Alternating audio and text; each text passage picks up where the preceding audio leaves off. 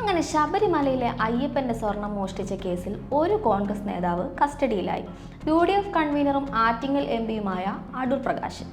ശബരിമല സ്വർണ്ണക്കൊള്ള കേസിലെ ഒന്നാം പ്രതി ഉണ്ണികൃഷ്ണൻ പോറ്റിയുമായി സ്വർണം വാങ്ങിയവരുമായും അടുത്ത ബന്ധമുള്ള ആളാണ് അടൂർ പ്രകാശ് എന്ന് തെളിയിക്കുന്ന നിർണായക വിവരങ്ങളാണ് SITക്ക് ലഭിച്ചിരിക്കുന്നത്.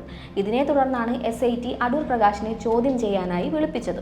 ശബരിമലയിലെ സ്വർണം മോഷണം നടത്തിയവരും വാങ്ങിയവരും വിറ്റവരും ഉൾപ്പെടെയുള്ള പ്രതികളുമായി സംസ്ഥാനത്തിനകത്തും പുറത്തും വിവിധ ഭാഗങ്ങളിൽ വെച്ച് ഒത്തുചേരുകയും കൂടിക്കാഴ്ച നടത്തുകയും പാരിതോഷികങ്ങളും മറ്റും സ്വീകരിക്കുകയും ചെയ്തതിനെ തുടർന്നാണ് SIT ചോദ്യം ചെയ്തത്.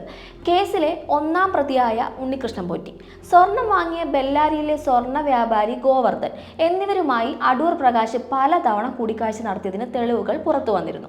അതീവ സുരക്ഷയുള്ള സോണിയാഗാന്ധിയുടെ വസതിയിലേക്ക് പ്രതികൾക്ക് പ്രവേശനം ഒരുക്കിയതിൽ അടൂർ പ്രകാശിന് നിർണായക പങ്കുണ്ടെന്നാണ് അന്വേഷണ സംഘത്തിന്റെ നിഗമനം. ഇതുമായി ബന്ധപ്പെട്ട ഫോട്ടോകളും കഴിഞ്ഞ ദിവസം പുറത്തു വന്നു.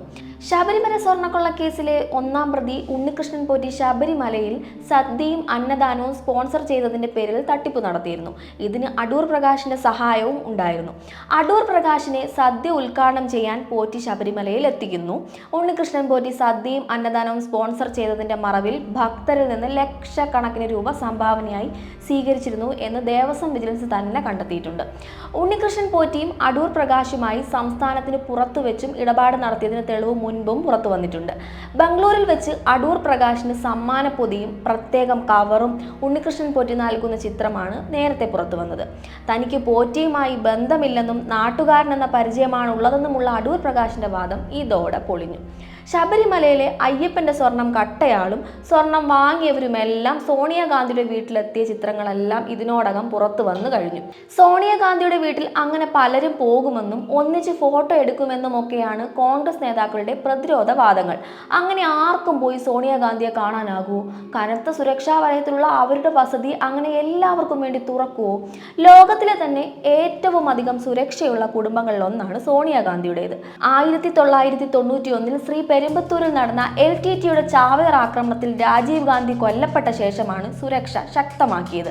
സോണിയാഗാന്ധിയുടെ വീടിന് മുന്നിൽ പോയി മുഖം കാണിക്കാൻ കഴിയാതെ തിരിച്ചു വരേണ്ടി വന്ന കോൺഗ്രസ് നേതാക്കൾ ഒരുപാടുണ്ടല്ലോ.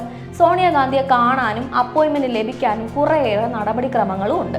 ആദ്യം രേഖാമൂലമോ ഫോണിലൂടെയോ അപ്പോയിന്റ്മെന്റിന് അപേക്ഷിക്കണം. അതിപ്പോൾ ദേശീയ നേതാക്കളായാലും ഇളവൊന്നും ഉണ്ടാകില്ല.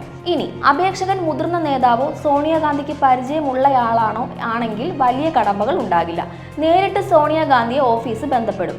എന്നാൽ അപരിചിതനായ ആളാണെങ്കിൽ അപ്പോൾ തന്നെ അപേക്ഷ തള്ളും. ഇനി അപരിചിതനായ വ്യക്തിയെ ശുപാർശ ചെയ്യാൻ കോൺഗ്രസ് നേതാക്കൾ ആരെങ്കിലും ഉണ്ടെങ്കിൽ അപേക്ഷ പരിഗണനയ്ക്ക് എടുക്കും കേട്ടോ. സംസ്ഥാനങ്ങളിലെ നേതാക്കൾക്ക് ബന്ധപ്പെട്ട സംസ്ഥാനത്തിന്റെ ചുമതലയുള്ള ദേശീയ ജനറൽ സെക്രട്ടറി വഴി തന്നെ അപ്പോയിന്റ്മെന്റ് എടുക്കണം.